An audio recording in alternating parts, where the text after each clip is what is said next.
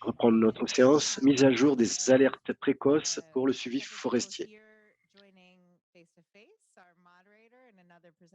Avec la participation en présentiel et à distance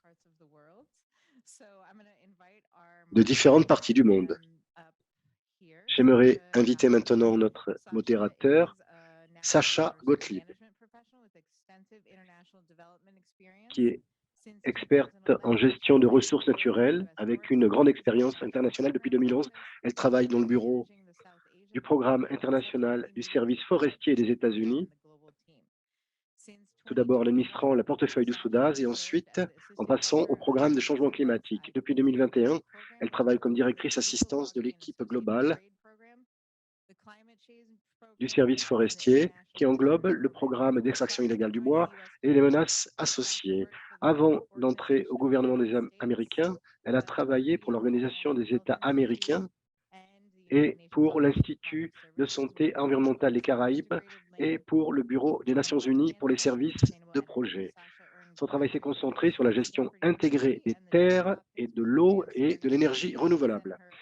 Elle est diplômée de l'Université de Stanford et de Earthflame College. Voilà, donc je lui donne la parole. Sacha, s'il vous plaît. Qui va présenter d'abord les membres de ce panel. Merci à tous ici présents. Merci à la WRI pour cette organisation. C'est très heureux d'être ici en présentiel. Ce n'est pas facile de réaliser un événement hybride comme celui-ci. Donc, merci pour tous ces efforts. Je suis très enthousiaste sur cette séance de système d'alerte précoce. Et la dernière fois que j'ai participé à la semaine de la liberté forestière, j'ai participé à un événement parallèle sur les systèmes d'alerte précoce forestiers bien avant le Covid. Et tout ceci m'a enthousiasmé et je suis très heureuse de voir les avancées qui ont été réalisées jusqu'à présent dans ce domaine. À cette occasion, j'ai connu Johannes, qui va participer avec nous aujourd'hui, et donc nous allons entendre ce que ces personnes ont à dire dans leur présentation. Nous avons ici différentes perspectives venant d'universités, du gouvernement et également de WRI. Un petit ajustement sera fait dans notre programme. Nous aurons Lise tout d'abord, ensuite Matthews, ensuite Luz-Henrik, Johan et finalement Africa. Nous avons juste ce petit changement dans notre planning. Donc, nous allons passer à la présentation de Liz Goldman, en présentiel, qui est gérante senior de recherche SIG de la Global Forest Watch. Elle administre et contribue à des projets de recherche liés aux forêts et à la création nouvelle de données, de cartes et de publications. Sa recherche se concentre sur la déforestation liée aux produits et la compréhension du risque futur de la déforestation. Lise, vous avez la parole.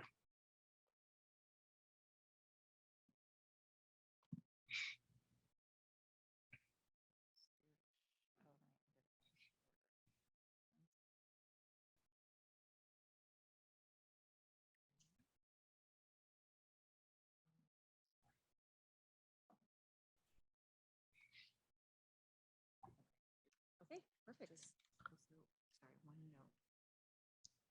Just in case it doesn't work with the arrows, you can just leave it there and use this clip, okay? Okay, sounds good. Okay, hi everyone. Yes, my name is Liz Goldman. I'm the Senior GIS Research Manager. Bonjour, je m'appelle Liz Goldman. Je travaille pour le Global Forest Watch. Je vais vous présenter une vue d'ensemble des outils que nous avons à disposition et ensuite je donnerai la parole à mes collègues qui parleront des données, de l'utilisation de ces données. Bon, pour penser à nos avancées de ces 5 dernières années, quand j'ai commencé à GFW en 2015, nous avions des capacités très limitées pour délimiter des forêts en temps réel. Nous avions beaucoup d'alertes et beaucoup de produits, mais ce n'est qu'en 2016, quand GFW Université de Maryland a lancé le GLAD Alert, c'est la première fois que nous avons pu donc suivre, contrôler les forêts avec une résolution de 30 mètres en utilisant des données optiques du Landsat. Ceci a représenté une avancée significative et ces dernières années, ceci a explosé en quelque sorte. Maintenant, nous avons des données sur les tropiques, nous pouvons suivre les forêts hebdomadairement sur les tropiques, sous les tropiques. Nous avons également des produits d'alerte pour l'Amérique du Sud, basés sur le GLAD. Lise? Ah, nous n'avons pas l'interprétation en espagnol apparemment.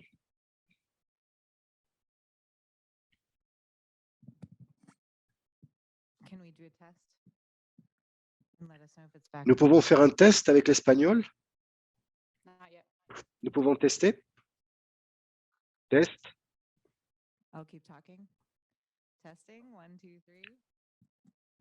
Test pour l'espagnol. L'espagnol.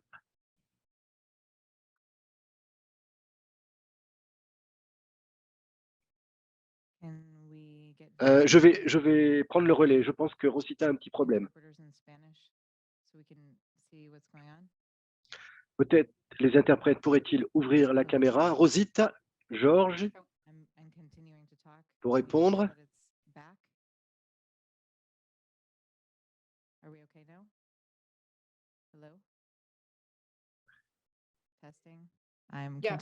Nous avons l'interprétation pour l'espagnol. OK, OK, je pense que ça marche. Parfait. Excusez-moi de vous interrompre.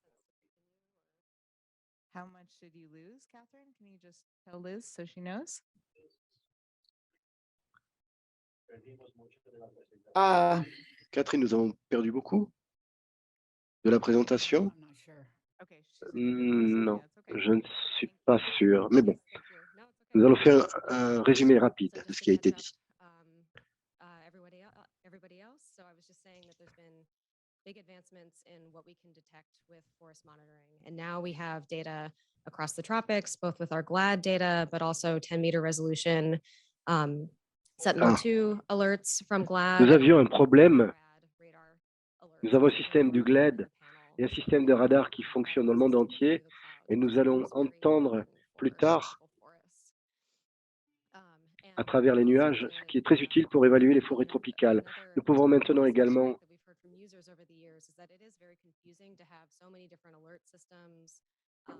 il est très difficile d'avoir différents systèmes d'alerte pour faire des relevés et savoir si les systèmes concordent ou non les uns avec les autres.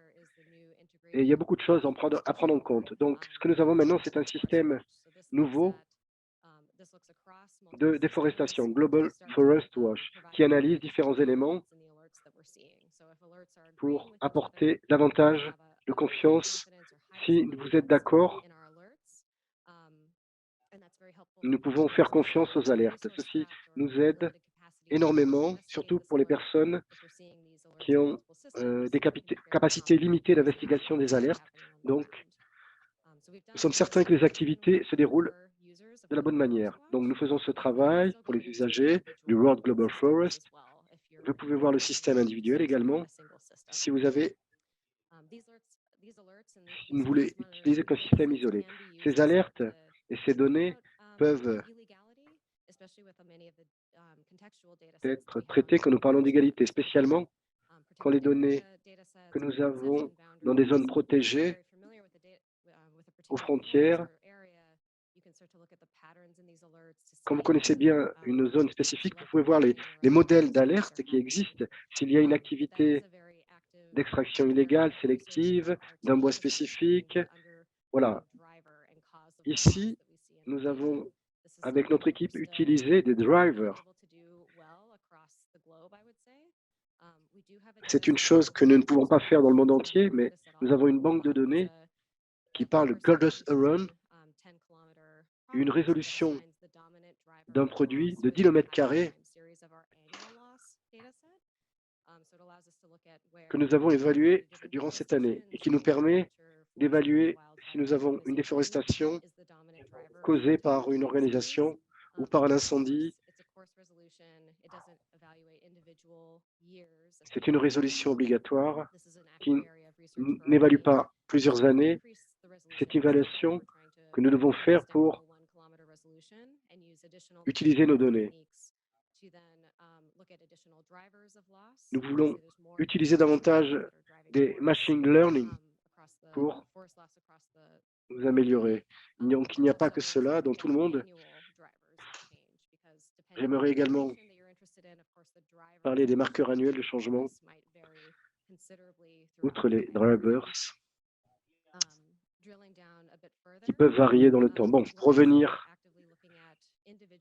nous regardons des produits spécifiques et comment ces produits ont un rôle dans la forêt. Ceci est très important quand nous pensons à la déforestation, aux engagements des entreprises, de ne pas déboiser. Nous avons de nombreuses recherches publiées qui analysent les différents produits et comment ils se connectent avec les données que nous avons dans le Globus Forest. Nous pouvons donc voir ainsi la perte en raison d'activités bovines. Nous pouvons avoir des variations géographiques spécifiques à l'huile de palme ou d'autres limitations à cause de limitations spécifiques de certains produits. Nous avons également d'autres différences dans notre recherche qui concernent les pâturages. J'ai essayé de vous mettre ici différents produits pour porter à notre connaissance et pour comprendre donc la déforestation liée à ces produits. Et si vous voulez contrôler cela, le mieux c'est d'avoir le maximum de cartes possibles qui sont mises à jour chaque année selon la région et dans des régions spécialement où il y a des produits spécifiques. Donc ici, dans l'axe Y, à l'échelle globale, donc la partie supérieure, et vous avez le régional, les données régionales, et ensuite, dans l'axe X, à droite et à gauche, la carte unique. Comme vous pouvez le voir, il n'y a rien dans le cadran supérieur droit. Donc, nous voulons suivre cela annuellement de manière globale. Ceci pourra être sûrement mis à disposition l'année prochaine, mais bon, cela peut concerner peut-être du maïs, du blé. Nous avons un update annuel pour le cacao 2019, le caoutchouc.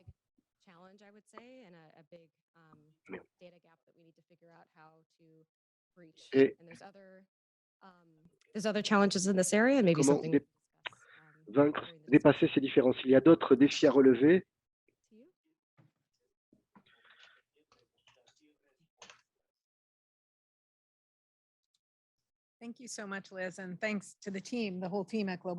Merci beaucoup à l'équipe de Forest Watch. Nous sommes très enthousiastes. Mais ce que j'aimerais dire maintenant,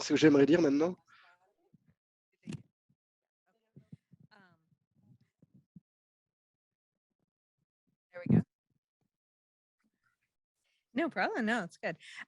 I'd like to invite our next presenter up. So j'aimerais inviter notre présentateur Matthew Efke, qui est un écologiste, conservationniste, en expérience en télédétection et analyse spatiale. Il travaille sur l'amélioration et la cartographie tropicale avec une grande collecte de données internationales depuis 2015.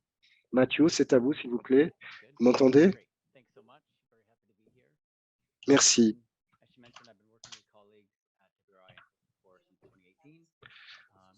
Je travaille avec mes collègues depuis 2018.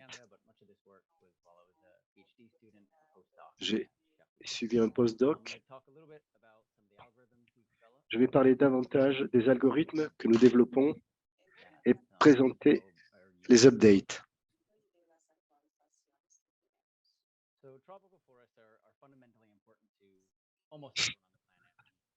Les forêts tropicales sont importantes pour la planète. Dans les décennies précédentes, nous sommes focalisés pour améliorer la capacité d'identifier ces déforestations et nous n'avons pas obtenu beaucoup de succès. Donc, ceci est devenu. Nous avons donc essayé d'améliorer la cartographie pour percevoir la dégradation environnementale. Une forêt dégradée à cause d'un incendie. Mathieu, excusez-moi, mais pourriez-vous parler un peu plus fort, s'il vous plaît? J'ai du mal à vous entendre.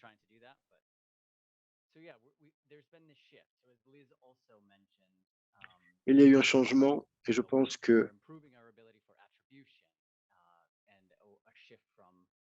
identifier les updates annuels en temps réel pour les alertes et pour partager des données, bien qu'il soit possible de remettre ces données aux personnes appropriées. Voici mon travail de PhD, focalisant sur le fait d'améliorer l'extraction illégale sélective et tous les autres sont subséquents en termes d'impact. Voici une série de publications. Nous avons développé une méthodologie démontrant que les données disponibles, par exemple de l'ANSET, pourraient être utilisées pour identifier l'extraction illégale sélective et les pratiques destructrices de l'environnement. Les détails de la méthodologie sont disponibles. L'algorithme donc est simple. Ce n'est pas une chose très compliquée, très futuriste. Donc, il y a des centaines de milliers de pixels d'images par satellite et l'algorithme a développé une opinion sur la valeur de ces pixels qui indique quand la forêt commence à être détruite. Voici le type de carte produite par l'algorithme. Nous voyons aussi deux unités d'extraction illégale conformément à l'algorithme. À droite, c'est une zone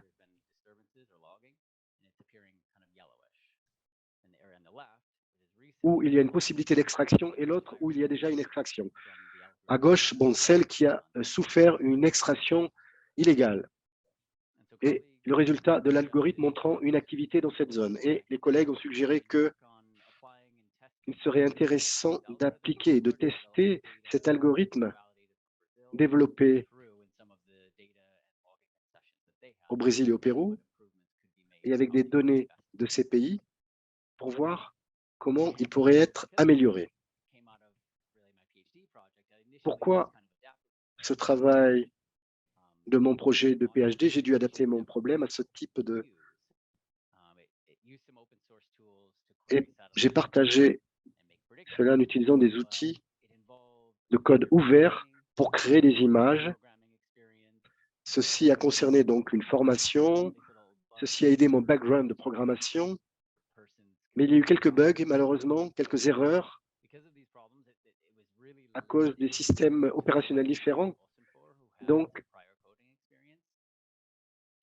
ceci était limité à certaines personnes ayant une expérience en code et se former était un obstacle pour une utilisation plus large et il fallait une interface plus simple pour les usagers. Donc, nous avons cherché une solution basée sur le web face. Tout d'abord, nous avons créé le OnSynFor sur une page online que vous pouviez remplir avec des applications utilisant des données similaires pour générer des prévisions. Donc, nous avons d'abord utilisé le fichier du Landscape avec des images optiques et la plupart des personnes le connaissent. C'est un système satellitaire qui a une longue histoire depuis les années 80.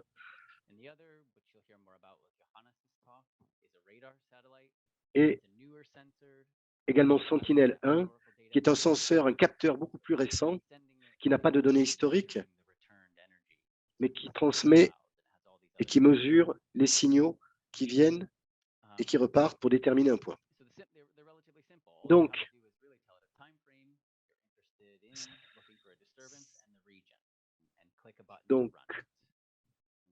il suffit de cliquer sur un bouton pour faire fonctionner le programme. Voici une vidéo. Je vais vous montrer une vidéo que j'ai enregistrée car de 2021, j'ai changé la période ici pour la deuxième partie de 2021. Donc, il cherche les fichiers, est en train de générer différents éléments plus récents, différents pixels, comme je l'ai déjà dit, car il va donner son opinion et il applique différents critères pour avoir une prévision de la situation légale. Juste pour vous donner une idée, nous avons les liens sur la présentation.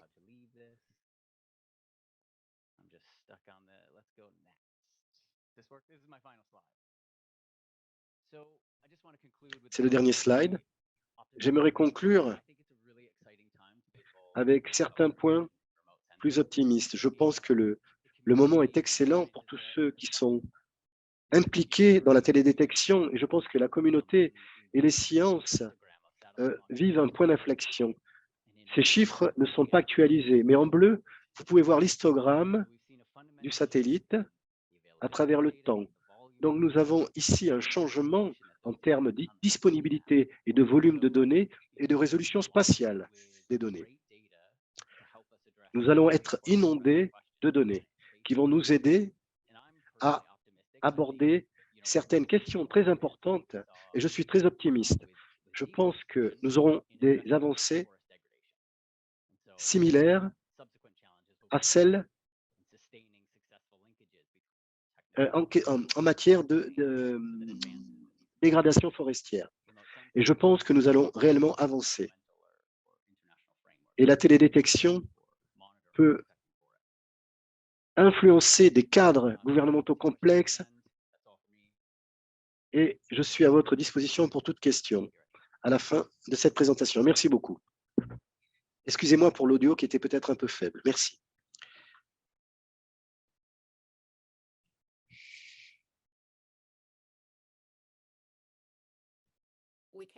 Ah, nous n'entendons pas le modérateur qui n'a pas dû allumer le micro.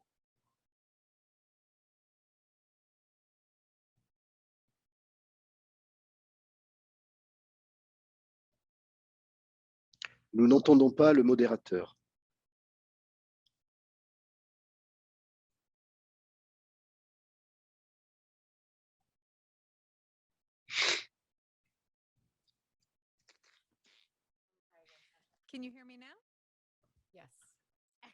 Vous m'entendez? OK. Parfait. Merci. Donc, ce fut une présentation très intéressante. Je suis très enthousiaste par la présentation qui viendra du Pérou, qui va nous parler de son expérience dans son pays. Luis Enrique est ingénieur forestier avec une large expérience dans le secteur forestier péruvien. Il a été sous-directeur des licences et autorisations forestières. Il participe en tant que coordonnateur des certifications ISO 9001 et il est actuellement spécialiste en supervision des permissions et autorisations forestières du CIOSI FOR. Merci. Louis, c'est à vous.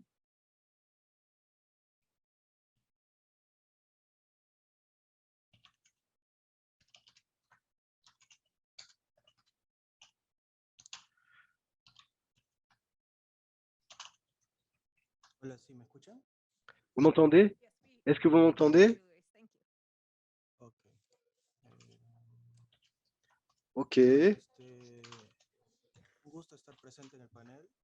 La presentación C'est un que tengo es plaisir sobre la aplicación d'être justamente del ici algoritmo de tala selectiva en las supervisiones euh, que ejecutamos de en type el sélectif Laboratorio de Supervisión de los pour Recursos Forestales y de Fauna Silvestre. la Lo que hemos supervision des ressources et de la marcado faune sylvestre.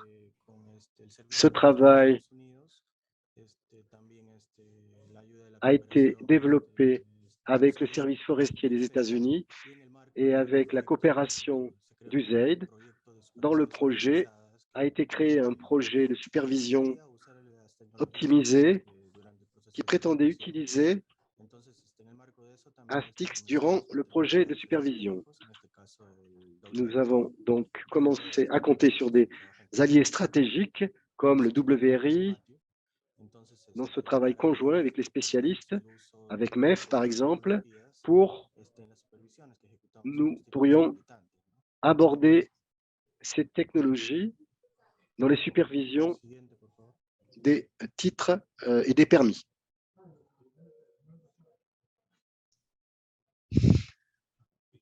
Sí.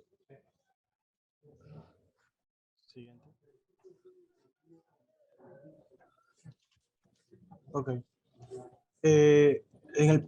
Para Bien, ponernos en un contexto donde intervenimos como institución, pour mettre en contexte nosotros somos una entidad notre action supervisora, dans notre nosotros institution, donc nous sommes une entité qui travaille homologados a nivel dans nacional le en la domaine certificación de los recursos maderables, des de certifications intensidad de manejo. pour Tenemos l'extraction la acción de un régimen des ressources de bois en considérant différents types de gestion. que ayuda a la Et nous suivons également, nous avons également un expert A qui nivel nous país tenemos accompagne. aproximadamente 128 millones de Nous hectáreas avons como superficie de territorio 128 nacional. millions En d'hectares ese marco, aproximadamente sur notre territoire national, 78 millones de hectáreas, 57%, pratiquement 73 millions d'hectares, es una superficie de bosque. soit De 57% paso, de zones existe la forestières. mayor concentración de títulos Dans habilitantes ces para zones recursos maderables, se trouve la plus grande concentration des autorisations superficie de en bosque termes que de podemos considerar ressources amazónica. provenant de l'exploitation du bois. De eso Nous avons des también tenemos la forêts influencia humides cooperativa, de que representa más o menos l'Amazonie et nous avons l'influence 17%, que es des communautés comunidades, natives qui représentent environ comunidades campesinas que 17% asumen el uso de sus de recursos ces secteurs. Ce como sont des extracción de secteurs madera. où les En communautés total, los peuvent recursos extraire le tenemos bois, 4.7 peuvent millones de extraire ces hectáreas, ressources donde et los commercialiser le bois. potencial intervención, Nous donde avons están également homologados estos derechos para la 34%, extracción del pardon, bois. 27% Y esa de acción que se zones. está haciendo en este Et dans paquete cette de los partie, 27%, se está haciendo dans ces 27%, con el algoritmo y las diferentes plataformas que se van a nous explicar, ¿no? faisons des tests. Ah, c'est là où nous faisons les tests avec les algorithmes, avec les différentes plateformes. Un poco para entender el proceso que nosotros Voici pour que vous implementamos, puissiez comprendre le recibimos processus que nous avons mis en documentación, œuvre. los planes de manejo Nous que avons se reçu otorgan por parte de la los gobiernos documentation, regionales les plans de cuando se gestion aprueban fournis los par les planes gouvernements para el régionaux. aprovechamiento de este recurso. Nous avons Si ici uno recibe estos documentos voilà, y crea l'approbation des esa plans pour planificación y l'extraction des programación ressources para saber a dónde vamos et a hacer las nous créons intervenciones ensuite por un parte processus de de las planification pour savoir administraciones, où faire les interventions hemos avec les creado différentes en base entités. Nous avons également créé, fortaleciéndonos con estos aplicativos y convenios con WRI, el proceso de à partir seguimiento y de nos monitoreo. ¿Y applications et cuál du es la WRI, nous característica avons mis en œuvre del ces aplicativo processus de de supervisión suivi de tala selectiva et de para contrôle, nosotros? Aparte tenemos un script cherchant à savoir quel était le permisible, risque digamos, de à diferentes partir de plataformas, l'algorithme. Copérnico, Aujourd'hui, Forest Watch, nous avons déjà un script están metidos en este script, qui, à determinan partir d'une el plateforme comme área donde vamos a Copernic, hacer el análisis de nous seguimiento y aide monitoreo à del recurso déterminer habitante, les zones desde el qui seront otorgamiento analysées del et título habilitante suivies durante la pour vigencia octroyer y des así licences. también si Depuis contrastamos l'octroi des ambos licences jusqu'à leur escenarios vigueur, podemos et nous pourrons également aplicar el algoritmo de tala selectiva para que comparer desde cela gabinete avec des modèles de veamos volume en si appliquant le realmente se volume está haciendo la pour que movilización de de bois notre bureau, nous puissions con base en voir la imagen y la aplicación si cela coïncide au volume tala selectiva. de En ese l'image. Et nous sentido, comparons tout cela avec esto nos permite l'algorithme generar reportes, sélectif. Ceci nous permet alertas. donc Digamos, de si hay actividad en el générer des territorio, rapports el d'alerte en gobierno disant concuerda con los s'il y a parámetros de des selección, activités la movilización dans la zone contrôlée, si ceci concorde avec les extractions par volume. Ceci nous permet donc de voir le comportement du titulaire de la licence. Les activités d'extraction, si elles ne reflètent pas, si vous apercevez qu'il y a des modifications, des changements dans le secteur, vous avez une alerte. Vous voyez qu'il y a des perturbations. Et nous avons également des cas où il y a une mobilisation du volume de documents, mais tout ceci concerne le fonctionnement de l'algorithme. Donc, vous devez comparer cela, et nous, en tant qu'entité, à partir de ces comparaisons, nous pouvons réaliser ce suivi et créer des alertes qui nous permet, en tant qu'autorité, d'alerter les ministères qui contrôlent la partie environnementale. Et nous pouvons donc ainsi paralyser l'abattage de bois quand nous apercevons, par exemple, un mouvement de bois dans la région. Donc, nous pouvons intervenir à partir de ces technologies. Ainsi, voici un exemple d'application de l'algorithme. Nous comparons cela avec le livre d'opération. Nous pouvons déterminer le niveau d'abattage et d'envoi du bois.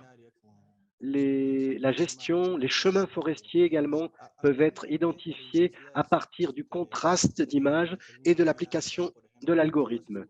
Nous avons un indice de succès très élevé. Nous pouvons voir que parfois, la détection est de 50%, donc le livre d'opération présenté par le concessionnaire me montre certains déplacements, certains mouvements, et l'algorithme m'aide à comparer tout cela.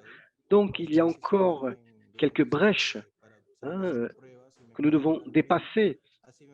Nous pouvons encore améliorer l'algorithme et déterminer les pertes en termes de couverture, de couvert forestier, l'utilisation de l'exploitation minière en comparant les images et en comparant et avec le contraste de l'algorithme. Ceci nous permet de réaliser des tests et ce que nous comparons également avec les documents fournis avec les concessionnaires. Bon, pourrait-il changer de microphone car il y a un bruit de fond très important. Bon, sur cette image, voici une modélisation de 426 mètres cubes. C'est un chiffre différent de celui approuvé de 467 mètres cubiques. Donc, tout le bois était mobilisé dans cette concession. Nous avons donc couru contre le temps. Nous avons réalisé un travail durant le plan de gestion.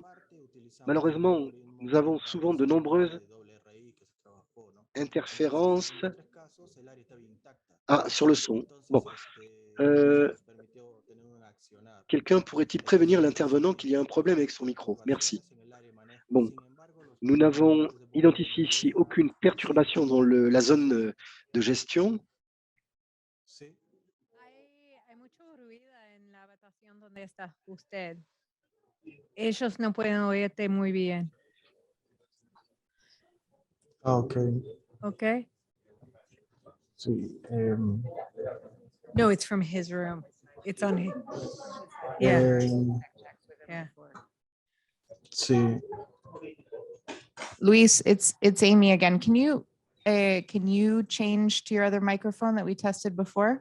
Peut-être vous pourriez changer le micro, peut-être. Can the interpreters confirm? Is that better? Est-ce que les interprètes peuvent nous dire si c'est mieux maintenant? Je peux continuer? Merci. OK. Ce que je disais, c'est que le résultat est important. Nous avons commencé à travailler avec l'algorithme. Voici les slides. Donc, il y a différentes zones octroyées pour extraire du bois de la part du gouvernement régional. Nous avons fait des analyses avec l'algorithme et des documents qui ont été utilisés dans la mobilisation de volume de bois, pratiquement reflétaient ce qui était mobilisé en tant que bois. Quand nous avons comparé avec le satellite et les images du satellite,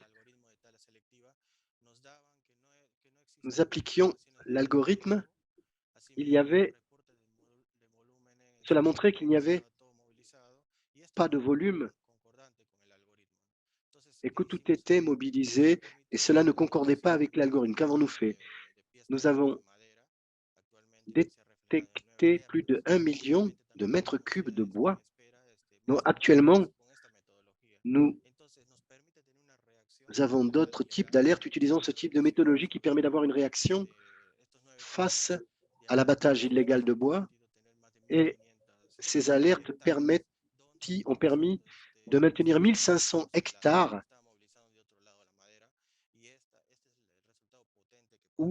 qui n'étaient pas autorisés. Donc, nous avons réussi à préserver cette quantité. C'est une donnée importante avec l'utilisation de cet algorithme et les travaux que nous menons pour appliquer cet algorithme. Quelles sont les leçons apprises? L'utilisation de l'algorithme montre de meilleures performances à une grande échelle. Ceci d'avoir une marge d'erreur d'environ 50%. Ceci permet également de voir les activités réalisées dans ces zones. Nous pouvons voir les chemins et les routes construites. Nous connaissons également la quantité d'arbres abattus, mais cela permet également d'identifier les activités illégales grâce aux alertes. Quand il y a beaucoup de mouvements et de volume de bois, vous activez l'algorithme et avec le contraste des images, vous pouvez voir que réellement, le bois ne sort pas de l'endroit, ou non. Bon, c'est le point d'alerte. En outre, nous avons optimisé des ressources, nous avons donné la priorité à la supervision également. S'il s'agit de petites zones, nous pouvons identifier également et atteindre ces zones. Quelles sont les opportunités en termes d'amélioration que nous avions et que nous pouvons identifier? Continuer avec l'algorithme pour pouvoir améliorer la précision de la détection des perturbations dans la zone, l'utilisation d'images de satellites de haute définition. Nous avons ce type de connaissances. Et pour évaluer des activités avec des produits qui ne sont pas le bois, par exemple. Nous voulons faire une intégration de ces deux technologies et ainsi, nous avons l'intention d'incorporer ces améliorations dans les systèmes pour transférer ces capacités vers les gouvernements régionaux pour qu'ils puissent utiliser ces plateformes pour approuver leur plan de gestion du bois. Donc, nous pouvons utiliser cette technologie pour être certains que les autorisations sont exactes. Nous avons ici les entités avec qui nous travaillons dans le projet et je vais vous donner mes données ici sur cette diapo si vous souhaitez parler avec moi sur ce projet, si vous avez des questions. Merci beaucoup pour votre attention.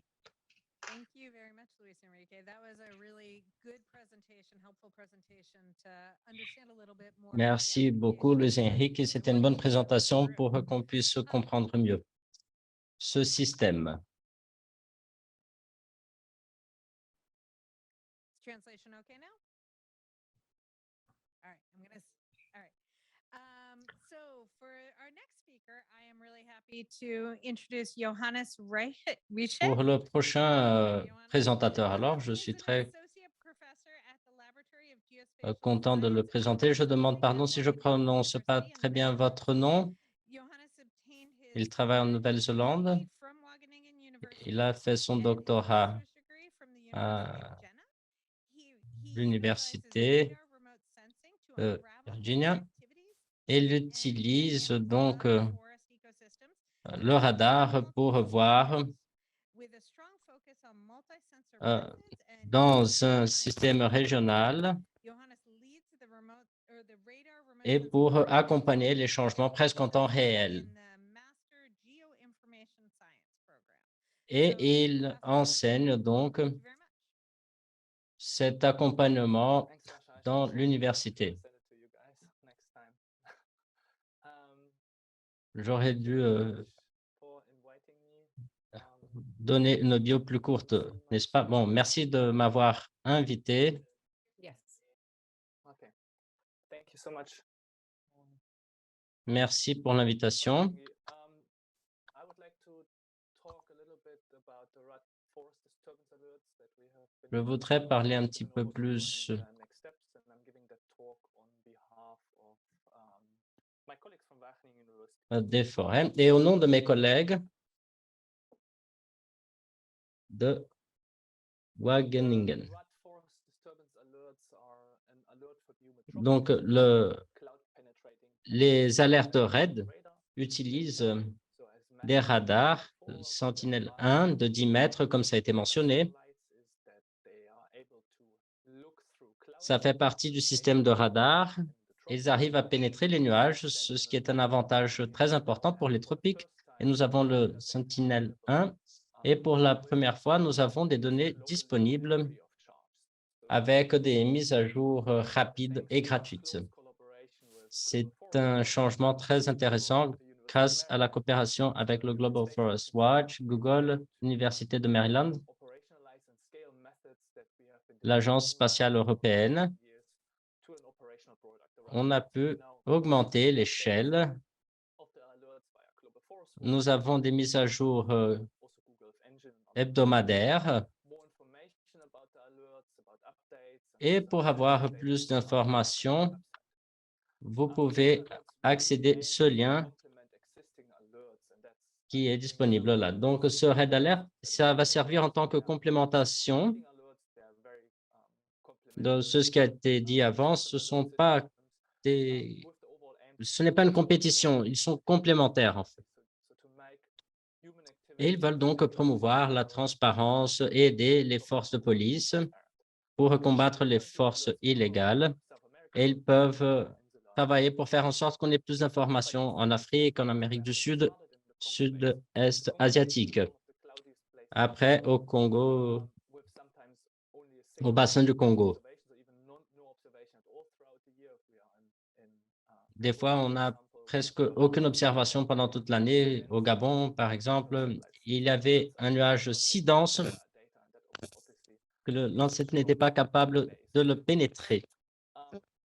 Et il avait des grands... on prenait beaucoup de temps pour avoir une réponse. Donc là, maintenant, c'est plus facile de tracer l'exploitation de bois et grâce à ce système qui traverse les nuages. Et grâce à des informations disponibles, on arrive à suivre les routes utilisées pour l'exploitation illégale et tous les chemins et tout l'environnement autour s'est fait de façon consistante, avec beaucoup de détails. Et c'est important parce que si on arrive à bien suivre tout cela, si on a des données optiques de façon très rapide, on voit que des ouvertures dans les forêts vont se fermer après quelques semaines, de façon naturelle même. Donc, plusieurs fois, on arrive à voir les chemins, les routes utilisées pour l'exploitation du bois. En octobre, on arrive à voir et en novembre, on n'arrive plus à les voir. Et grâce aux données qu'on a disponibles de 6 à 12 jours, on arrive à capturer ces données de façon immédiate. D'autres drivers qu'on utilise pour suivre et accompagner au bassin du Congo, la République démocratique du Congo, sont liés à la minération ouverte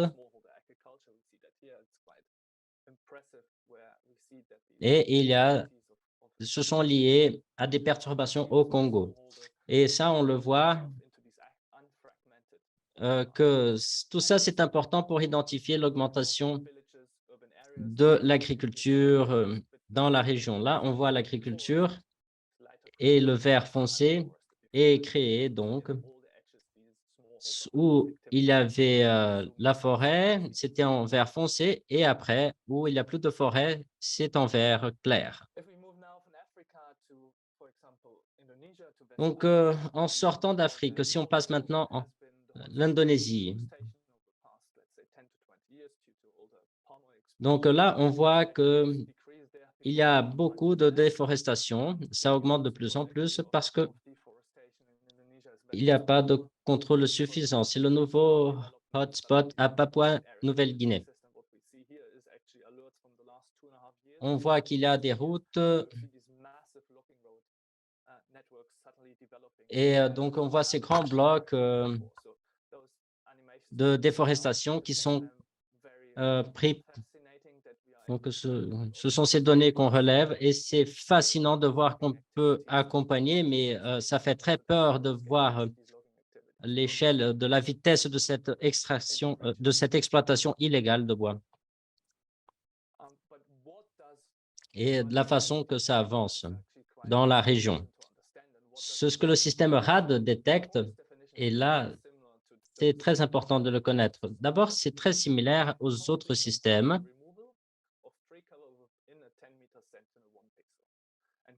Ça va identifier de façon partielle ou complète d'arbres. Et cela est associé à des situations où tout est retiré. Et des fois, c'est lié avec des perturbations dans un pixel qui représente 10 mètres carrés ou sélectionné, ou dans un pixel sélectionné, où il n'y a pas de séparation,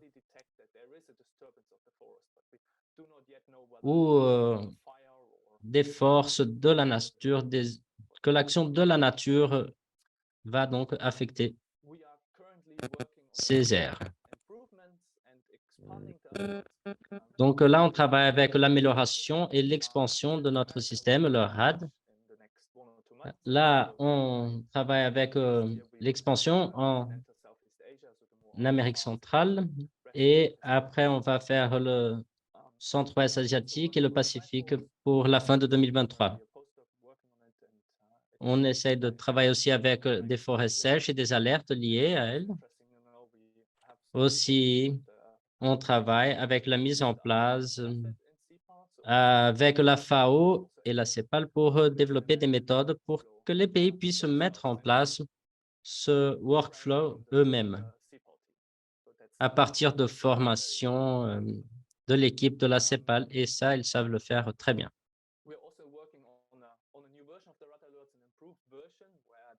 Nous travaillons aussi à une deuxième version du système RAD. On fait des améliorations différentes, comme pour la cartographie, des détections de changements, avec des hectapixels même jusqu'à 10 pixels parfois. Et là, c'est un exemple de 0,05 hectares et on peut même arriver à d'autres échelles. Et basé sur ça, on évalue le rapport entre ces alertes RAD et l'intensité de l'exploitation de bois. Parce que ce sont quelques questions que nous avons. Nous avons ces données et les questions que nous avons, c'est est-ce qu'on peut vérifier ça à partir des données, à partir des concessions? Donc, ça serait une façon d'évaluer les concessions fournies pour l'utilisation de la terre pour l'exploitation du bois. Ça peut être utilisé aussi comme un proxy pour monitorer tout ça. Et ce que mon collègue a dit avant moi, c'est qu'il y a un bon rapport entre l'exploitation de grand impact et le travail illégal. Et là, on arrive à cartographier des activités d'exploitation et les concessions. Une autre chose importante que nous avons trouvée ici aussi, c'est que pour séparer le développement des routes et des routes qui sont utilisées pour l'exploitation et combien c'est transporté par ces routes, on peut classifier les drivers directs dans ce système.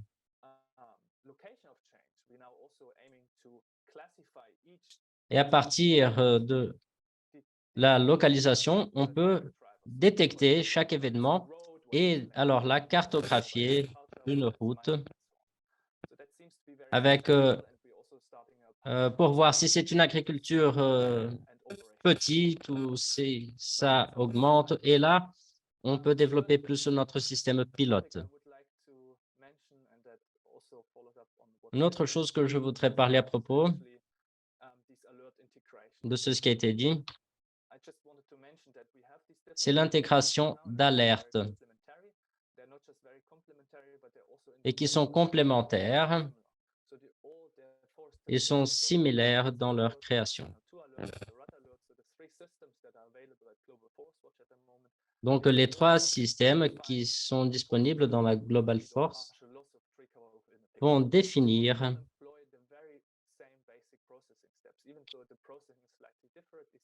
et ils vont tous utiliser les mêmes systèmes de base en suivant la même logique. Mais la différence sont dans les systèmes individuels avec l'utilisation de radars. Chaque système, chaque satellite optique a des avantages et des désavantages. Donc, ce qui est intéressant, c'est que ça aide à surpasser les limitations des systèmes individuels. Nous travaillons avec l'Université de Maryland et Global Forest et Global Forest Watch, pas seulement pour voir où les alertes se chevauchent, mais pour voir des alertes spatiales et ça prend du temps. Et là, j'arrive à mon dernier slide. Et avec les résultats des collègues du INPE, Institut national de recherche spatiale au Brésil, ils ont fait un système d'alerte en Amérique du Sud et ils ont vu que la combinaison des systèmes, ça est très intéressant. Donc, je voudrais donc conclure en remerciant l'attention de toutes et de tous et je suis à votre disposition. Je n'ai pas fait le travail tout seul. Il y a toute une équipe qui travaille avec moi et qui a participé de ce travail. Donc, je suis à votre disposition pour des discussions après. Donc, merci beaucoup. C'était très intéressant. Et Notre dernière notre présentatrice, Africa dernière Flores Anderson, présentatrice, qui est Africa Flores. chercheur à l'Earth System Science Center de l'Université d'Alabama. Elle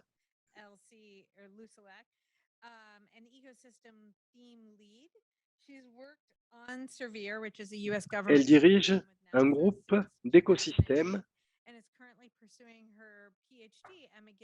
et est actuellement en train de suivre un PhD à l'Université de Montréal et se focalise sur la détection de la déforestation en utilisant des satellites, y compris le SAR et les satellites optiques, avec la détection de l'eau et des applications hypersectorielles. Vous avez donc la parole à Africa. Merci de me donner la chance de vous présenter ce panel très intéressant. Juste pour vous donner un aperçu rapide, il s'agit d'une initiative conjointe de la NASA, de l'USAID et de partenaires en Afrique, Asie et en Amérique latine. Nous travaillons dans différents secteurs thématiques qui comprennent la sécurité alimentaire, les désastres aquatiques et d'autres liés, l'utilisation de la terre, la qualité de l'air. Donc, il s'agit d'activités que nous menons dans chaque région en utilisant la télédétection pour voir les besoins spécifiques et travailler avec des organisations dans chacune de ces régions pour développer des services et répondre aux besoins. de ces régions. Ce développement est fait avec la contribution de l'usager final. Ainsi, nous pouvons voir les besoins spécifiques. Nous travaillons toujours en collaboration avec les acteurs locaux. Dans notre portefeuille, nous avons inclus toute une série de services. Je ne vais pas tous les énumérer, seulement ceux qui sont importants pour cette séance et de nouveaux développements et analyses que nous sommes en train de réaliser. Nous avons dans le servir une équipe dédiée aux sciences appliquées avec la NASA, avec des chercheurs qui soutiennent les services et certains travaillent sur les systèmes d'alerte de la déforestation. Nous avons beaucoup de méthodologies en termes de suivi des changements de l'usage du sol et des terres. Une des activités que nous avons mis en œuvre globalement, c'est l'évaluation des performances des différents algorithmes dans les différentes régions où nous travaillons pour voir quelles sont les différences. Car même dans notre programme qui est global, nous avons différentes méthodologies qui sont utilisées pour contrôler le changement dans les forêts et également pour aborder et guider les travaux que nous menons dans chacune de ces régions. Nous analysons donc différents algorithmes qui incluent le CCDMIA, d'autres versions également appelées MTDD. Nous avons des analyses concernant à peine l'Amazonie, mais nous allons élargir cela à d'autres régions.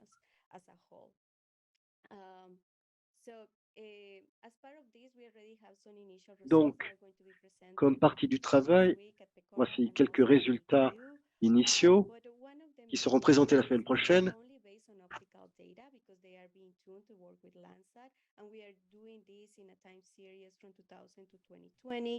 Nous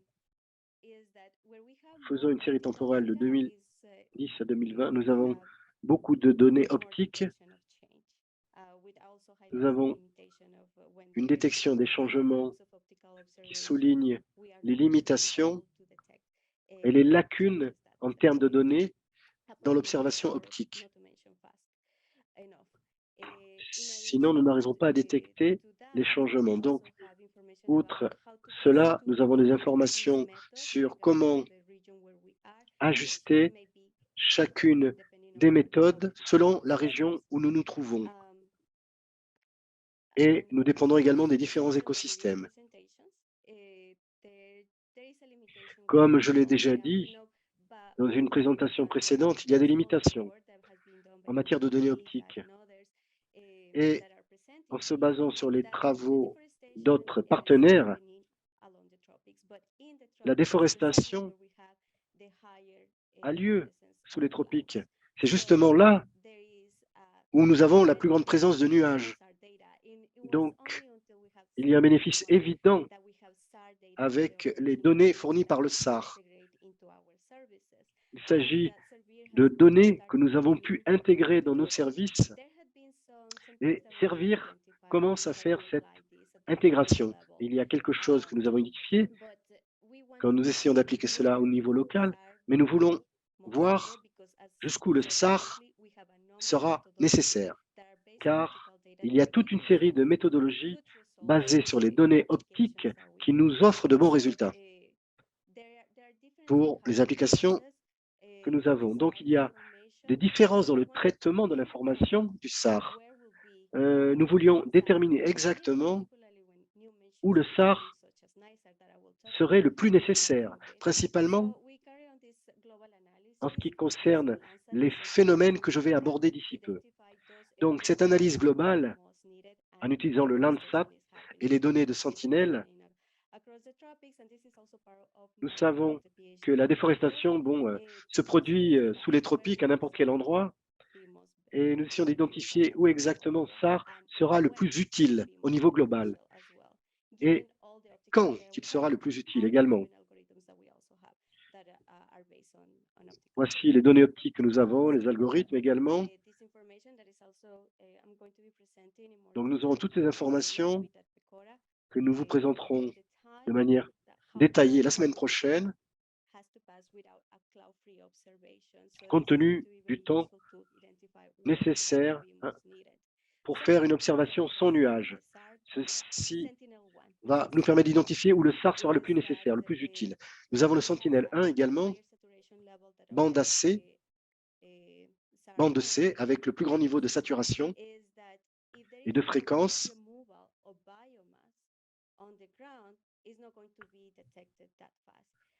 Sans un retrait total de la biomasse, cela ne sera pas détecté avec autant de facilité. Bon, si la déforestation se déroule et si la biomasse a été complètement retirée, nous parvenons à détecter avec la bande C. Donc, il y aura un retard peut-être. En Amazonie, par exemple, le processus de déforestation et d'abattage sélectif, bon, il y a la dégradation également, mais les arbres, il reste des troncs sur le sol. Et parfois, on peut passer 1 an, 6 mois, jusqu'à ce que la végétation soit retirée par des incendies, par des brûlis. Et nous ne pouvons le détecter qu'après. Mais dans d'autres cas de déforestation, quand tout est retiré immédiatement, nous parvenons à détecter cela avec beaucoup plus de facilité. Et c'est pour cela que nous avons des recherches ou des relevés au Pérou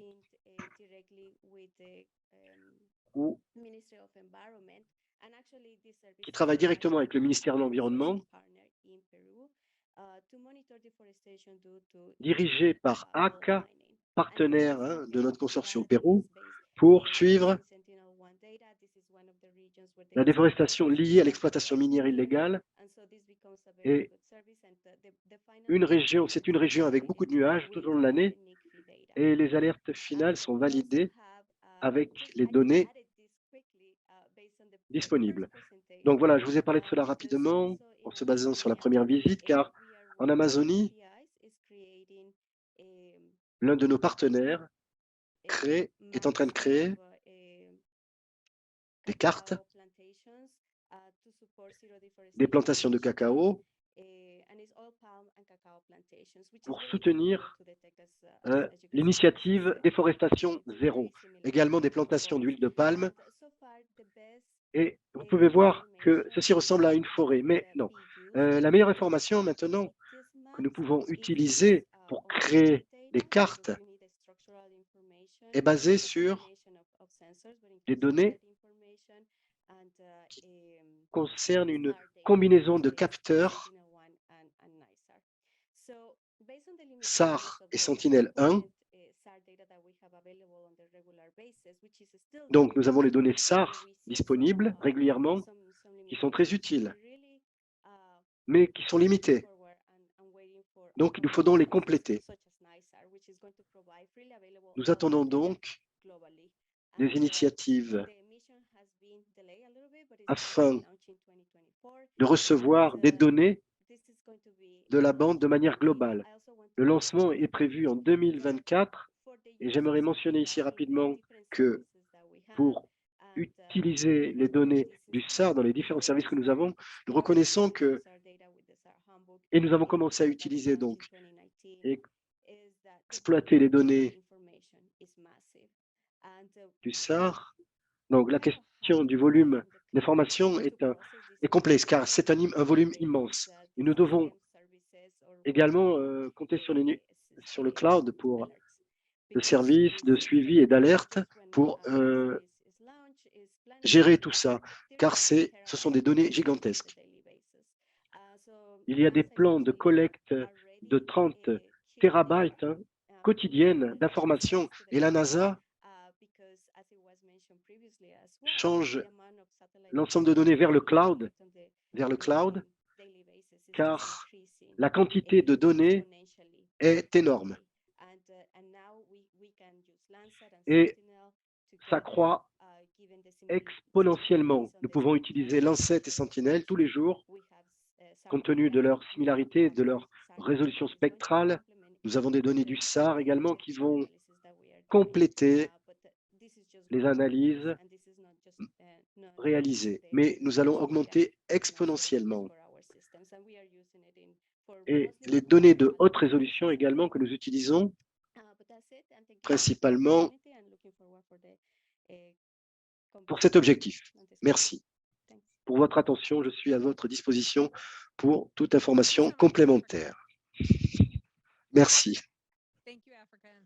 Afrique, merci à toutes et à tous les présentateurs qui nous ont offert une vision de leur travail à travers le monde pour avancer dans le suivi forestier et le système d'alerte. Ceci a été très utile pour moi d'entendre vos observations sur la science et sur les applications. Y a-t-il des questions dans la salle des participants à distance? Nous avons une question ici déjà. Pourriez-vous vous présenter, s'il vous plaît?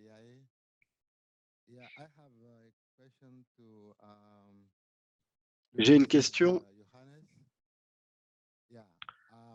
qui s'adresse à Louis et à Johannes. Merci pour votre présentation. La question est la suivante. Comment l'outil technologique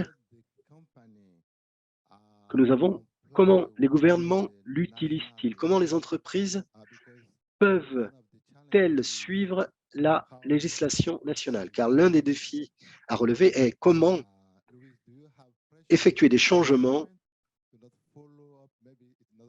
sur le terrain. J'aimerais en savoir davantage à ce sujet. Merci. Nous allons passer à la prochaine question.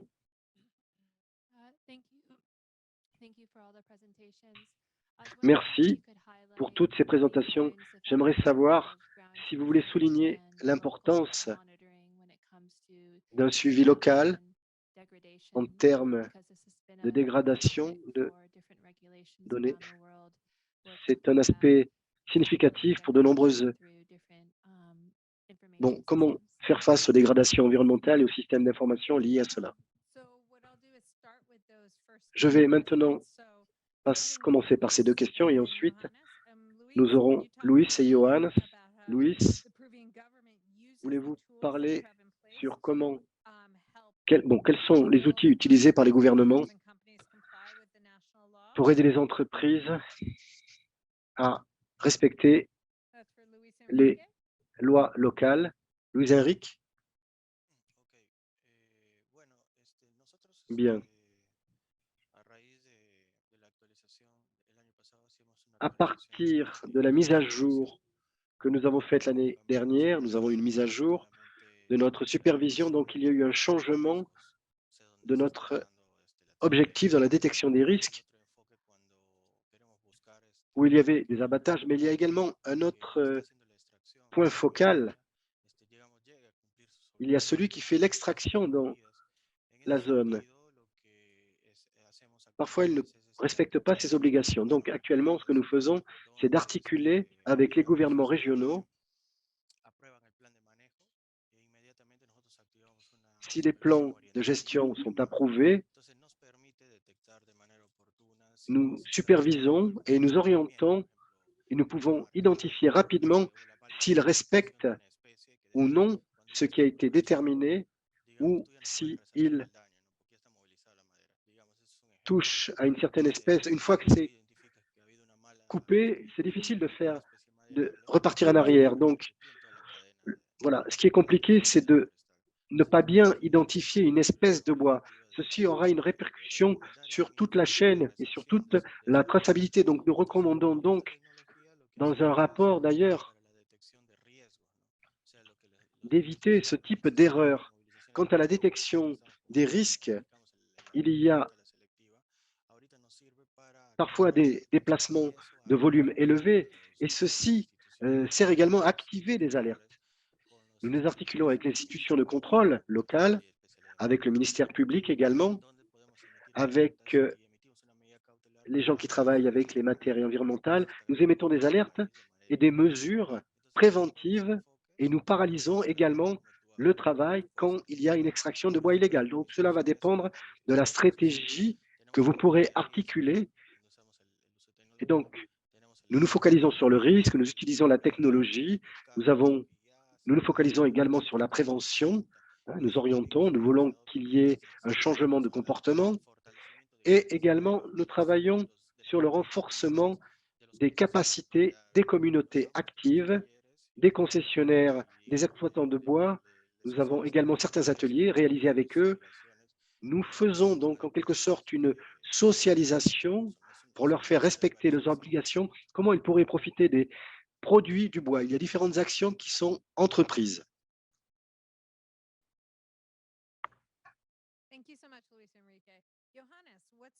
Merci beaucoup, Luis Enrique. Johannes, quelle est votre opinion par rapport à ces outils, de comment ils peuvent être utilisés par les entreprises, par les gouvernements pour respecter les législations? Je sais que vous avez fait un travail lié à ça en Indonésie. Oui, deux aspects ici. Les entreprises utilisent, et là c'est ouvert, ils utilisent ces alertes RAD intensément.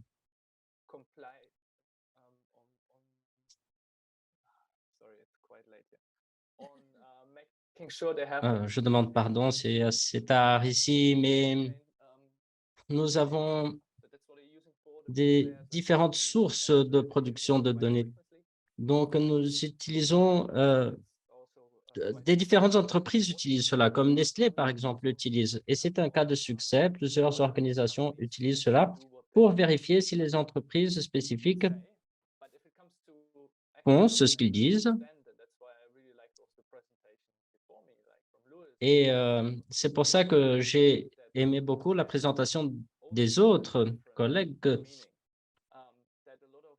Si là, dans plusieurs pays, ils peuvent vouloir utiliser ces alertes, mais ils veulent avoir une production qui est réalisée localement.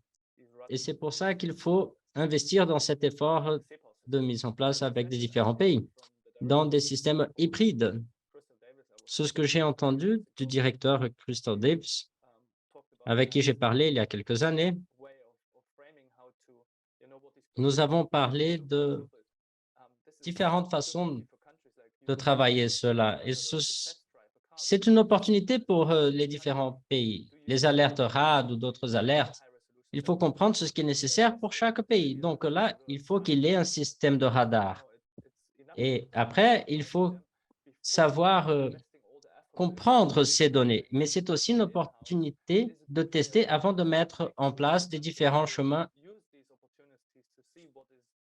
Et donc là, les pays doivent profiter pour voir ce qui est nécessaire pour chaque pays, ce qu'ils peuvent utiliser avant d'investir dans d'autres domaines. Je peux parler à propos de ça pendant beaucoup de temps, mais c'est quand même assez tard ici. Donc, merci, Johannes, d'être réveillé jusqu'à présent. Bon, là, pour moi, c'était des points très positifs. Et vous, est-ce que vous avez des questions spécifiques? Africa, Louise, Mathieu, vous pouvez aussi parler à propos de ça? Ah oui, j'ai oublié de me présenter. Je suis Alex Benjamin. Je demande pardon pour la question anonyme, mais ceux qui peuvent répondre, c'est bien. En parlant sur l'importance de l'accompagnement local par rapport à la dégradation. Donc, Louis, Africa, Mathieu, Johannes. Donc, est-ce que quelqu'un veut parler à propos?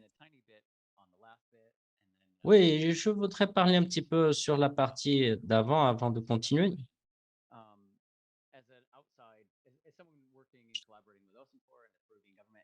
Comme une personne extérieure qui va collaborer avec d'autres institutions, nous sommes dans un processus de transition dont les outils apparaissent.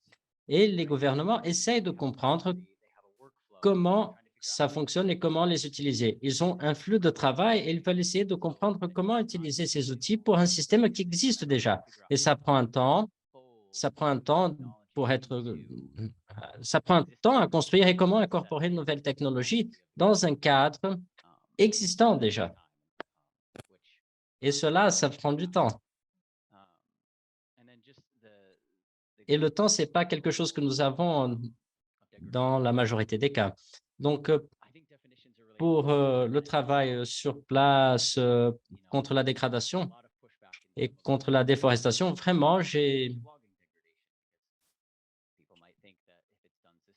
on a eu plusieurs personnes qui étaient contre ce que j'avais dit, que la dégradation peut être faite de façon durable. Oui, mais c'est compliqué de trouver vraiment la définition des termes. Et ça, c'est un grand impact. Mais pour notre travail, pour ce que Louis a dit, nous savons qu'il manque le bois. On veut pas des fausses alarmes, des fausses alertes. Et là, Louis, il dit qu'on va perdre 50%, il identifie 50%, mais moi, je n'arrive pas à donner des données spécifiques d'arbres parce qu'on peut identifier plusieurs fausses alertes.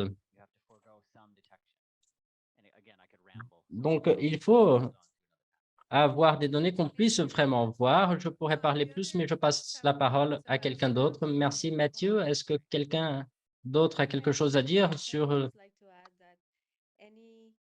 ce suivi? Oui, Afrique a dit que je voudrais ajouter que n'importe quel résultat de détection peut avoir des erreurs. Donc, comment travailler ces erreurs?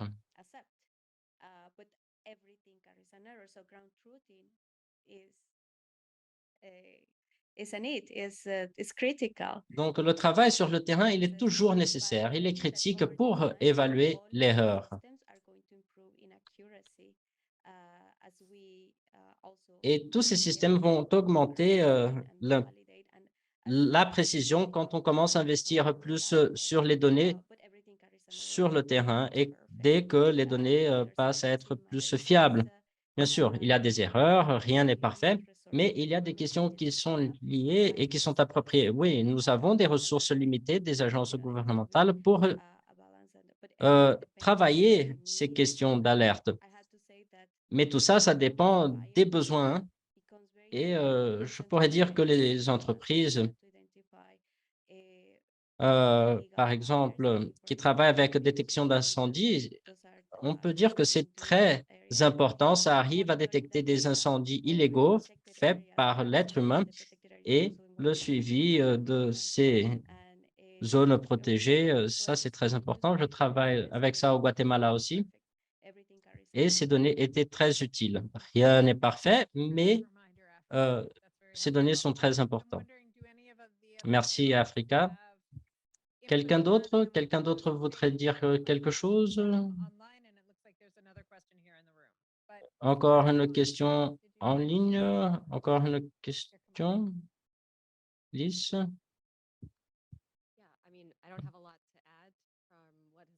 Bon, je n'ai pas beaucoup de choses à ajouter par rapport à ce qui a été dit, mais je voudrais dire que on réfléchissait beaucoup à propos des définitions, de comment opérationnaliser nos données et comment mettre en place tout cela dans des différents cadres. Donc, on a réfléchi beaucoup à propos de ça, mais je voudrais souligner que les définitions sont très importantes. Et c'est très important et très facile de marcher sans sortir de sa place. Donc, par rapport au travail sur le terrain, nous n'avons pas de ressources dans notre organisation pour vérifier sur place. Et ce n'est pas vraiment ce que notre équipe fait, donc, mais nous croyons que c'est très important. Mais ce que nous faisons plus récemment, c'est des évaluations basées sur des échantillons. Bien sûr que Global Forest, il fait beaucoup de travail avec les pixels, combien de pixels sur la carte représente, et tout ça, c'est envoyé, pas nécessairement en comprenant l'erreur que ça peut avoir dans le pixel spécifique, en dépendant de la géographie. Ça peut être multiplié et être encore plus grand, et on peut faire ça en échelle. C'est un travail manuel et un effort très grand pour faire l'évaluation des échantillons. Mais c'est quelque chose que nous avons commencé à travailler de plus en plus. On sait que nos collègues de l'Université de Maryland utilisent ça de plus en plus. Ils n'ont pas compté les pixels pas que sur la carte, mais aussi à partir de l'évaluation des échantillons, et ça demande beaucoup d'efforts. Merci. Merci, c'est Amy. Je vais lire quelques questions du chat. Carole Gonzalez a posé une question à Johannes. Pourquoi est-ce que les alertes RAD ne sont pas disponibles en Argentine? Existe-t-il la possibilité que ça soit disponible là-bas? Parce qu'il y a beaucoup de forêts avec beaucoup de nuages. Aussi, une autre question, c'est quand les alertes RAD seront disponibilisées pour la CEPAL? Merci pour les questions. Donc, d'abord, en Argentine, on dirige l'attention pour les forêts humides. Avec cette couverture des forêts tropicales en Argentine, et on espère couvrir toute l'Argentine une fois qu'on va élargir cela. Pour la deuxième question, par rapport à la CEPAL, on espère. On voulait en fait être plus avancé. On a démarré, mais cela aussi dépend de la disponibilité de nos collègues dans l'équipe de la CEPAL. Tous se sont très occupés avec le travail qu'ils font et on a un problème de capacité aussi. Mais on veut faire un pilote l'année prochaine. On commence avec un travail en groupe et avec l'équipe de CIPOL pour donc faire un travail pour faire aussi les mises à jour nécessaires. Et c'est quelque chose qu'il travaille en ce moment. Et j'espère que les choses puissent avancer le plus vite possible. OK, merci. Donc, il me semble que nous avons encore 2 questions dans la salle. On va donc prendre les questions et repasser aux panélistes. C'est Cher Berling de l'agence norvégienne. Merci beaucoup pour l'organisation de ce panel à propos des techniques qui ouvrent un chemin très important et intéressant. Je voudrais poser une question à Africa. Est-ce que vous pouvez parler à propos du potentiel de l'augmentation de la latence ou de la réduction du temps de latence et la plus grande utilisation de machine learning pour développer des bons systèmes? Une deuxième question?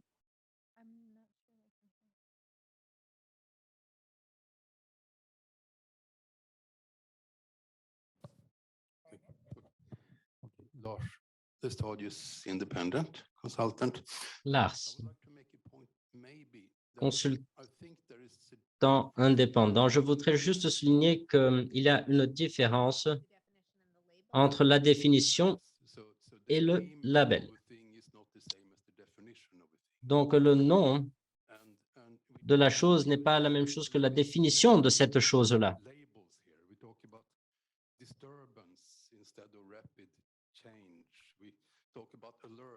Et là, on parle d'alerte au lieu d'observation. On parle de dégradation au lieu d'autre chose. Donc, vous voyez, des fois, on parlait de déforestation au lieu de perte de couverture de forêt. Donc, qui c'est qui va créer ces labels, ces étiquettes? Ont une grande responsabilité. Si ces labels sont très négatifs, presque dans une attitude post-colonialiste. Et ça, ce n'est pas bien du tout. Et ces labels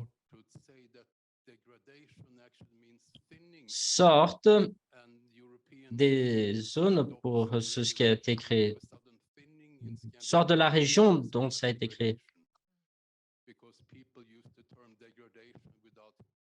Et là, ça peut mener à des confusions parce que les gens vont utiliser le terme dégradation sans vraiment qualifier le terme. Donc, il ne faut pas confondre définition avec label. Merci, Lars. On va donc démarrer avec Africa. Africa, est-ce que vous pouvez parler du potentiel de réduction de la latence pour les systèmes d'alerte précoce et aussi à propos de machine learning? Bon, comme on a vu dans l'approche de multidétection, c'est ça qui est développé. Nous avons des différentes approches dans ce panel et ça va réduire la latence des alertes. Une chose que nous avons vue, c'est que l'intégration de l'outil Sentinel, qu'on a le triple dated comparé au Lancet, et la latence est réduite de 16 jours à 3 jours. Mais si nous avons des nuages, là, il y a une augmentation. Et pour ça que la détection peut prendre un petit peu plus de temps. Par rapport à la pénétration, par rapport au sommet des arbres, là, si la bande saturée ne répond pas à un niveau, il y a une capacité de pénétration additionnelle qui va nous permettre de détecter la déforestation, même qu'il y ait encore de la biomasse au sol. Et comme ça, on va pouvoir augmenter la latence de la détection. Un autre aspect de machine learning, si c'est notre zone, pardon, par rapport au radar, il faut voir vraiment qu'est-ce que ça va être détecté. Donc, il y a des méthodes qui peuvent être utilisées avec la machine learning et l'intelligence artificielle. Et j'ai vu des recherches qui vont jeter toutes les données pour la machine learning pour essayer de comprendre qu'est-ce qui se passe sans revenir au basique, sans revenir à la base, des choses qui se passent physiquement quand les données sont relevées.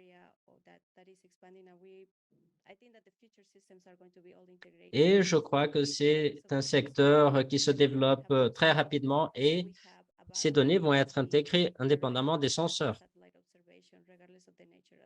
Et on aura des données variées indépendamment de la nature de ce senseur. Donc, merci aussi à Lars de nous rappeler qu'il faut faire attention avec notre langage, notre terminologie, parce que tout ça peut avoir une influence sur tout ça. Donc, il faut faire très attention. Est-ce que les panélistes veulent dire quelque chose sur cette différence entre définition et label? Bon, j'aimerais beaucoup continuer à parler à propos de ça, mais ce que je voudrais dire, c'est que plusieurs personnes autour du monde font une association avec le mot déforestation, par exemple, et qui considèrent quelque chose de très alarmant. Mais le système de suivi, là, ce qu'on utilise, c'est plus précis que les termes anciens. On parle de perte de couverture d'arbres au lieu de déforestation. Parce que déforestation, c'est un changement causé par l'être humain. Et par rapport au satellite, on n'arrive pas à faire la distinction entre le naturel et ce qui a été causé par l'homme. Et donc là, on voit la perte de couverture de forêt, c'est un terme plus précis. Déforestation, ce n'est pas aussi précis que ça. Donc, perturbation de la forêt, ça va impliquer plusieurs choses. Et là,